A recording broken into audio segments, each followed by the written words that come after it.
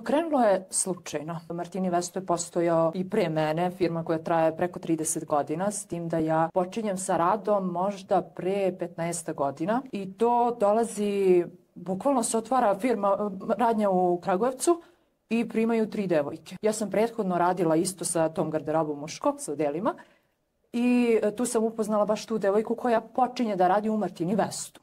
Niko mene nije ni primio u Martini Vestu, niti sam ja počinjala nekim, da kažem, regularnim putem da radim u Martini Vestu.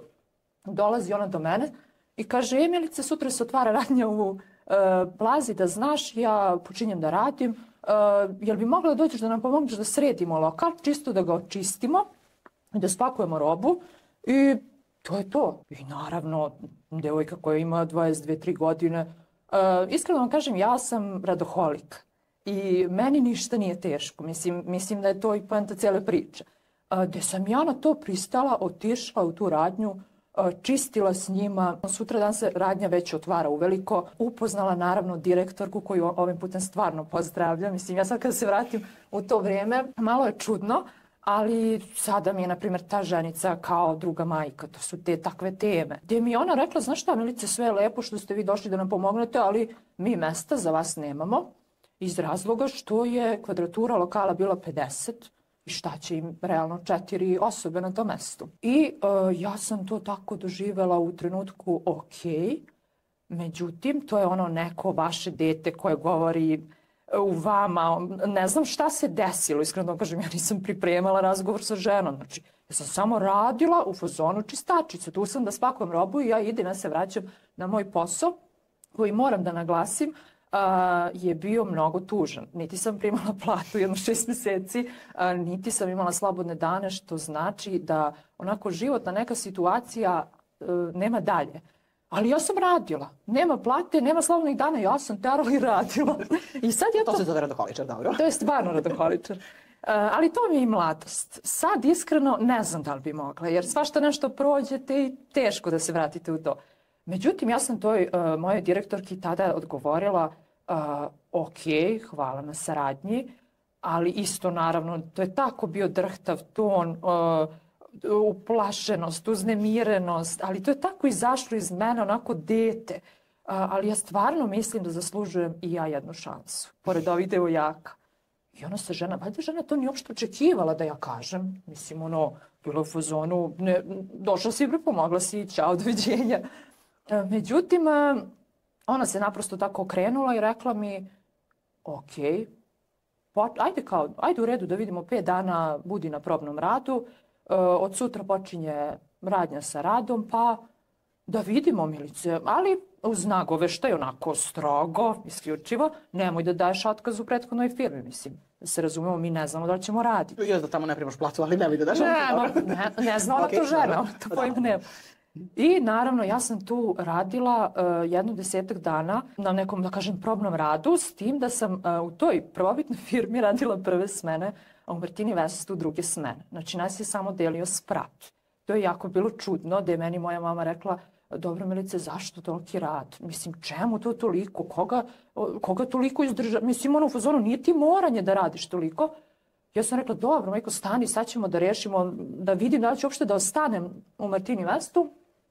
Međutim, mislim, to je stvarno priča gde mi otvaramo radnju, bukvalno, smene su mi popodne, vi nemate umor.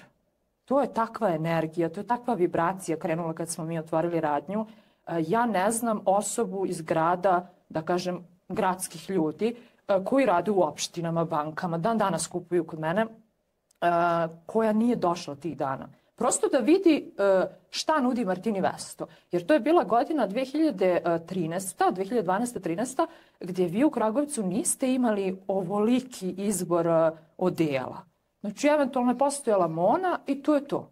I dolazi Martini Vesto, koji ono bukvalno gledao si do juče na ekranu, neku reviju propratiš i tako to, i otvara se u tržnom centru. Lokal nam je bio, ne mogu da vam objasnim, mi radnice se unutra nismo vidjeli od ljudi. Znači, to je bilo, bukvalno, vi nemate vremena da pijete vodu. Koliko je to bila potražnja, tako da, iskreno vam kažem, samo me zadržao taj odjek i iskreno ja verujem u neku višu silu da je taj brend stvarno mene pronašao, a ne ja sad, ja došla, radim, ne, mislim da stvarno sve ima svoje značenje. I ja mislim da inače sve se stvari dešavaju tačno onda kada treba i tačno onako kako treba i to je onako nešto što ja stvarno iz svog iskustva baš mogu da potvrdim, imam onako bogato iskustvo i mnogo mi je lepa ta priča, znači evo ti si sada već znači, od samog početka pa do dan danas si tamo. Sada vi sve da te pitam za šta te je zadržalo? Iskreno zadržao me je brend kao brend, jer to je stvarno kultura ljudi. Ne kažem, vi kad ste dete, to je klinka, 22-3 godine, naravno da vas zadržava materijalno i naravno da vas ne zanima ne znam šta toliko sem da primite platu i lepo da se obučete i idete u grad. Ali vremenom, kako sam ja ulazila u tu kolotečinu rada, zadržala me ta kultura, pogotovo posle, bit ću lažno skromna, ali posle, bila bi lažno skromna da kažem nešto drugo, ja sam posle 1,5 godina preuzela tu radnju. Mislim, s tim da vam da neku odgovornost, posle 1,5 godina da vi vodite jedan kolektiv, tako mladi, i uz to da rastete sa tim brendom, stvarno je zadovoljstvo. Ali mislim da je u suštini ona veza između nas, trgovaca i potrošača, jako bitna. I ako vi ne osjećate onu radost kad vam neko tipa uđe u radnju i kaže treba mi odelo, molim te sredi kako možeš, tamo vamo, ako vas ne pokrene unutrašnji taj adrenalin, mislim da ni materijalno ne može da vas zadrži toliko ako nemate već to u sebi. I zadržala me, naravno, opet vam kažem, poslodavac koji je isto čovjek tako nekako počeo i isto funkcionalno, ovim putem ga pozdravljam. Bukvalno je počeo isto tim tempom rada u jednoj prodavnici, od prodavnice preko proizvodnje, od proizvodnje preko veleprodaje i evo sada imamo i ove maloprodajne radnje. I stvaranje baš velikog brenda i to domaćeg, što je baš to. Tako da to je čovjek koji vas stvarno razume i bukvalno funkcioniše energetski, da kažem. Svima nama on jeste dao mogućnost da zaradimo normalno novac, da preživiš, da živiš, ali ono što mislim da je bitno jeste da je on nama bukvalno dao slobodu govora. Mi nemamo, kogod je počeo kod nas i posle kad sam obučavala te ženice, jer naravno menju se kolektiv 15 godina, kogod je počeo, ja sam uvek isticala to da treba da se priča narodskim jezikom. I mislim da to ljudi prodaje robu. Prosto, evo i ja sam sa sela da se razumemo, ali nemoguće mi je da dođe čovek tipa koji hoće da se spremi, ima unuka ženi. I sad ja da priđem sa nekom uštrojenom pričom i da kažem imate ta odela, to je to, doviđenja, prijatno. Ne može.